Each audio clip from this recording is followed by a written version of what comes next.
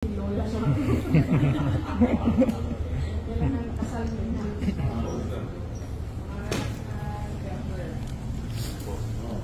Isang nakakagulat pero masayang revelasyon ang ibinahagi ni Jinky Pacquiao kamakailan na agad naging usap-usapan sa social media dahil magiging lola na raw siya. Sa isang viral video na ini-upload sa official Facebook page ni Chavit Singson, makikitang dumating si Chavit at binati sina Jinky at ang kakambal nitong si Janet Hamora. Masayang kwentuhan ang naganap pero may isang pahayag si Jinky na agad pumukaw ng atensyon ng netizens. Sa gitna ng biruan, biglang sinabi ni Jinky, "Magiging lola na ako."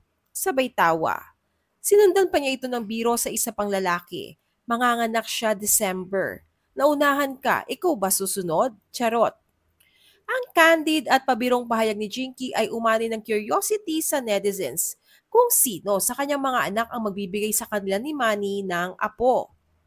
Kagabi lang, nag-post si Jinky sa kanyang Instagram ng family dinner kasama ang pamilya ni Carolina, ang girlfriend ng kanyang panganay na anak na si Jimwell Pacquiao. Sa caption ng post, sinabi ni Jinky, "Tonight deserves something special. Family dinner time, cherishing family moments." Napansin ng ilang netizens na present ang parehong pamilya ng mga Pacquiao at ng pamilya ni Carolina. Kaya ang iba'y nagkomento na tila pamamanhikan na ang naganap. Bukod pa rito, mailan ding nagsabing parang may baby bump si Carolina, na siyang lalong nagpalakas sa hinala ng netizens na si Jimwell nga ang tinutukoy ni Jinky sa kanyang lola announcement. Bagamat walang kumpirmasyon mula sa pamilya, masaya ang reaksyon ng marami.